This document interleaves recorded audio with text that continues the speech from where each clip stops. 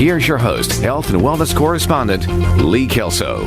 Good morning. It is great to be back with you again in the studio, all bright-eyed and bushy-tailed. How are you feeling this morning? If you are up and at 'em and have lots of energy, chances are you got a good night's sleep. And if you did, don't take that for granted. Millions of Americans suffer from really difficult sleep cycles, and you have trouble getting to sleep. You can't stay asleep. It's just this awful cycle that keeps on going. And that's why our entire hour is devoted to helping you get a better night's sleep. And we're kicking things off with Greg Russell, pharmacist and clinical nutritionist, founder of Fort Wayne Custom RX. How'd you sleep last night? I slept pretty good. This nice sunny summer weather that we've had this last week certainly doesn't hurt as far as helping us get back into our natural rhythms. Well, you're right. But boy, in the winter, when it's dark during the early mornings and it's cold outside, just one more stressor that our body has to tolerate, and it kind of interferes with our whole sleep. Yeah, it sure does. So we're going to touch on stress, on the influence of that bright sunlight and how that affects your sleep. But I want to kick things off by talking about medications that we take that can be interrupting our sleep. I mean, so many folks are on meds for high blood pressure, anxiety, and the list just goes on, Yeah. and that can really mess with your sleep cycle. It certainly can. And so some of those medications might directly affect things like melatonin. Others will affect some of our brain chemicals that are kind of our get up and go chemicals, and they get, basically you're just getting overstimulated. And that might be a seizure medication, for example, Tegretol, Dilantin, some of those type medications, or even more commonly might be some of those antidepressants that we use to try to help with depression, but they could be contributing to insomnia. So those would be drugs like bupropion, maybe some of the different what we call selective serotonin reuptake inhibitors, which would be drugs like Prozac and Celexa and some of those things. And they're great for depression and anxiety, but sometimes they're going to give you some of those type of problems. So if you're on one of those meds and you're having a challenge getting to sleep, what does that look like and what can I do about it? Yeah, well, the first thing you need to do, of course, is talk to your doctor. And sometimes if you're saying, hey, since I started taking this medication, I'm waking up in the middle of the night and I can't go back to sleep, or I'm having a hard time getting to sleep, then you want to talk to the doctor, because there are different medications from different classes that do similar things, and maybe making just a small change, maybe just a dosage adjustment, or there may be a drug interaction going on that's affecting the levels of that drug. And so there's several different things we need to look at. Just to try to determine that. And blood pressure medication, something you just can't get away from, right? That's right. We've got to control that blood pressure. Exactly. And then, so is it the same thing? You just look for a different type of that medication? Yeah, exactly. So the beta blockers are probably one of the worst as far as that goes. Sometimes the calcium channel blockers do too. But there are other drugs like ACE inhibitors and one of the worst medications, of course, would be a water diuretic type medication that's causing you to get up to urinate in the middle of the night, too. So those, depending on your condition, maybe it's just changing the timing of taking the medication or watching how much water intake you take. And again, those are conversations that you can have with your pharmacist or doctor and try to, get those taken care of. And this time of year, particularly with all the pollen out there, people are taking a lot of other drugs that can whack them out. Let's talk about some of those. We start talking about things like Benadryl, those antihistamine type medications that we can buy over the counter. Many of those disrupt melatonin. And so and there's additional dangers. So I'm taking a Benadryl at night to help, my allergies, but it's making me groggy. We know, for example, the elderly, those are guys that are our age and older, Lee, Exactly. We're more sensitive to these type medications, and they can cause us to slip and fall. And, last month we talked about all those bone fractures. So we don't like that. But also long term, we know some of those antihistamines can affect another hormone called melatonin. Let's talk about melatonin in some detail, because people don't understand what its role is in sleep. I think people know that melatonin is associated with sleep, but it doesn't keep you asleep. That's right. It kind of helps put you to sleep. So the body is regulated by the sun. And this is one of our stressors of modern living. So we're coming into that season with lots of daylight. right? So our bodies are made in nature. In fact, there's a lot of political conversations going on right now about daylight savings time, right? Sure. So, and there is some truth to this because there's science that looks at that. But the sun gets us up and gets us going, and we're made to do that. And 100 years ago, of course, when we didn't have modern lights and computer screens and whatnot, as the day started to shorten, people would get more sleep in the winter months, and that's because there's less daylight hours. Right. So we know that the sunlight itself has an important impact on our circadian rhythms, and it affects cortisol and melatonin. So melatonin is the hormone that starts to increase or is at its highest point at night, and it's stimulated. So melatonin is produced in the pineal gland, part of the brain. It's released, and it helps set the timer so we start our sleep process. Cortisol does the opposite. Cortisol and melatonin are crisscrossing in the middle of the night. So melatonin is highest at night, and cortisol is lowest at night. And in the morning, cortisol is highest and melatonin is lowest. And when these stressful situations occur or our timing and we're trying to fool Mother Nature, and this is especially a problem for shift workers, then we are battling this uphill battle against these two hormones that naturally want to fall into with the sunlight. So melatonin induces sleep. It kind of gets you into sleep. How do I use that appropriately? What's the right dose? All of those questions. Yeah, a lot of controversy on this. So I'm going to tell you a couple of my thoughts and, again, some of its opinions. So many doctors like to probably start at 0.5 milligram to 1 to 3 milligrams at most. There are a couple different types of formulations. There's immediate and there's forms that you put under your tongue to help you get to sleep. So when somebody comes in and says, hey, I have a hard time getting to sleep, melatonin makes a lot of sense to try. And we typically start at a low dose and work it up as necessary. I've seen certain prescribers use up to 24 milligrams. Wow. Now, people say 24 milligrams, that's a huge amount, and it is. There are some studies that support high-dose melatonin as an antioxidant. And there was even during the COVID period that people were using large doses of melatonin. The biggest problem we have with melatonin is if we give enough of it, we will get you to sleep. The problem is now it's starting to kind of act like a drug. And the question is, again, for our elderly patients, we give too much melatonin, are we going to actually cause them to get up in the middle of the night, trip and fall, or or somebody else have a morning hangover type effect? Yeah. Wow. So, one of the things that I particularly like about the way you run your pharmacy is you set time aside for people to do consultations. So if you're having a sleep problem, medications are a great place to start. So talk to me about how that works. Do I just schedule the time with you, and is there a cost associated with that? How's that work? Yeah, so there is a cost, and we do schedule time. However, we do, we put the purchase for the consult. If there's any supplements, we subtract that back off. So, and it's not uncommon. We sell high quality supplements for patients to pretty much get the cost of the consultation down to almost nothing or at nothing. But it's a chance to sit down with you and say, here's all the meds I'm taking, and you can look and see this might be affecting sleep. That could be causing. That's exactly right. So we focus on, we're trying to get down to the root cause of what we can do. When we look at medications, we're trying to rule out that a medication may cause it or a nutritional deficiency. So like I said, some medications deplete melatonin. Is that part of the issue?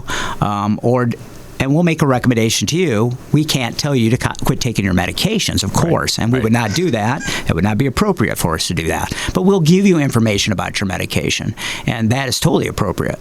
So, yes, that's the goal, is to make you as informed so you can make your health care decisions with you and your physician so that you have optimal health. And that's really our goal. Wellness correspondent Lee Kelso. And I'm here in the studio with Greg Russell. He is the founder pharmacist of Fort Wayne Custom RX. You will find them at 435 East DuPont Road. That's right behind Casa Grill. And Greg is available if you have a question. We're here at 800-333-1190 or 447-1190. You can also shoot a text to us at 46862, and that will get to Greg. We are talking this half hour about sleep, and sleep medications are huge. I mean, it seems like I haven't heard much about Ambien and people doing weird things on Ambien anymore. Yeah. But those drugs are very common. They are common, and they have always traditionally been highly prescribed. The biggest problem we have with these medications is they're very potent. So as we transition over into some of the herbals, we start talking about the different brain chemicals and how they're affected by these agents. And you kind of have a choice. You know, nature's way is to more gently move people into a certain direction, whereas these prescription drugs, they're going to hammer onto this receptor, block this brain chemical or stimulate a brain chemical, and as an effect, they're going to have some longer term effects. And the biggest thing is we know that many of these especially the older generations, but even the newer generation medications for sleep do change sleep cycles, and they're not necessarily for your better health. Mm-hmm. Yeah. Well, and I'm glad you mentioned the herbals, because I want to tap your knowledge as the clinical nutritionist side. And let's talk about some of those things that are out there in nature that actually are shown to work and are tested and proven. Sure. So, again, to kind of get back a little bit of why some of these things work. So, plants have and herbs have traditionally for years been used in many different societies for their calming and their sleep. And as we get into our next show, we're talk a little bit more about anxiety medications, and there's a lot of crossover here. So if we don't cover it in deep enough today, we'll cover it in that show, I promise. So, but as we talk about there are stimulatory chemicals that our brain makes, and there are chemicals for braking. And obviously, when we're going to sleep, we want those chemicals that cause us to break our brain and cause us to relax and get restful sleep and start repairing our body to occur. And when we're fighting either nature, like we talked about the circadian rhythm, or we're putting in toxic chemicals into our body, or eating poor foods, or we're doing the wrong activities, we're kind of going against the way our bodies were designed. And so if you kind of look at different societies and different people groups and cultures of what they've done, a lot of them have taken different teas and different blends of different plant foods, and these gently modulate. So when I say modulate, that means they help your body kind of naturally restore to the proper balance. So instead of hitting you with that hammer to get you to sleep, we're trying to gently move you kind of with a little Jimmy bar, I guess, a better way to describe it. So, we look at the chemicals, what do we think that these chemicals work on, and where the research is. They're basically, many of them are working on a receptor called GABA, which stands for GABA-aminobutyric acid, and that's where these sleep agents do. And when the prescription drugs attach this receptor, they bind it and cause stimulation, and they bind on it fairly tightly. And if you take an alcohol-type product with some of them, which is one of the dangers, take alcohol with a benzodiazepine-type drug, and we're talking about drugs like Valium and Xanax or whatever, that drug doesn't want to come off. And so that's where we get into some of these problems where people have this potentiation of effects, which might be increased drowsiness, cause people to fall, have accidents and whatnot. And as we know, being sleepy and tired all the time creates a lot of accidents, and of course creates a lot of workplace issues too, right? Poor decision making. So when we start looking at some of these combination agents, I like to use them in combination because it seems like they work better. So we'll talk about one of my favorites is theanine, and that's spelled Theanine. Theanine is an item that is derived from green tea. It works on what we call the alpha waves of the brain, which are the same waves that help us in meditation, and they are known to promote relaxation. But it also works on serotonin and GABA. So remember, serotonin is a precursor for that antidepressants work on. Right. And further on, and maybe you realize this, maybe you don't, serotonin also breaks down to melatonin. Oh, I didn't know that. So what we're trying to do here is we're trying to promote serotonin to break down to melatonin. So again, the L-theanine works by that mechanism. So it works by a couple different ways, and it works really great when it's in combination with different things, such as glycine, which is another amino acid. Comes from another amino acid called serine in the body, and that also works on a different receptor.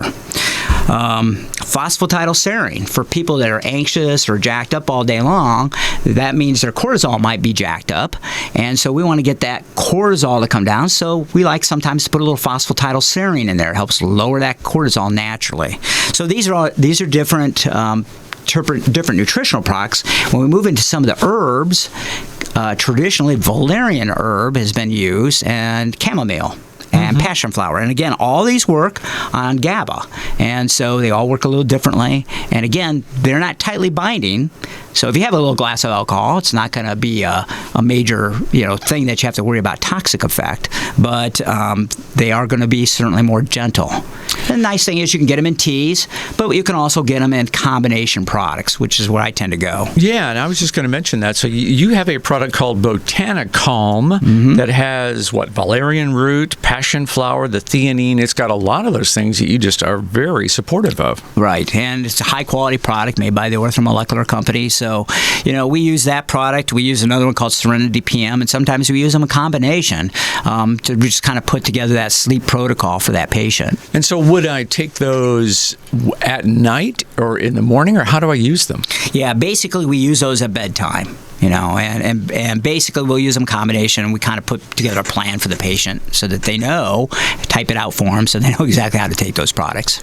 And how does it take a ramp up? Will I notice it right away? How am I going to feel these things working? We're usually, because again, we're not giving a drug, it's going to take a few weeks for the body to kind of reset to them.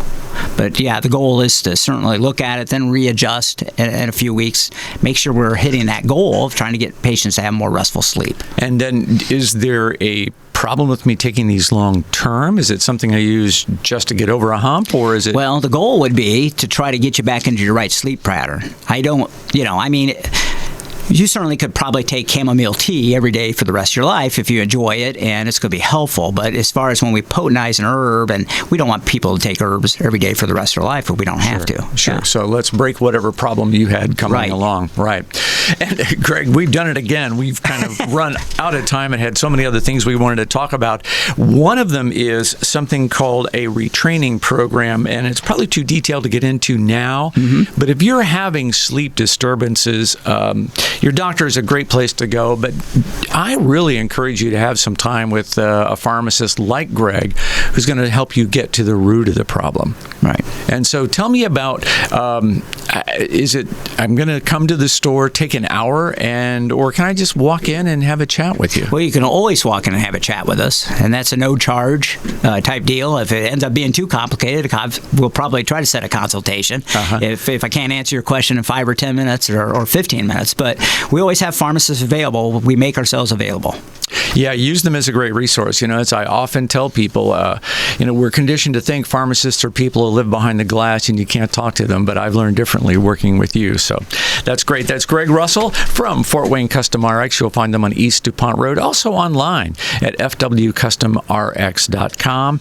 And you can get overnight delivery of medications. My wife just ordered some stuff from you. It came overnight, saved her the trip to the store. So that's a great service you offer, and I encourage people to think about that. You can learn more at Fort Wayne Custom RX, fwcustomrx.com. Thanks, Greg. Thank you.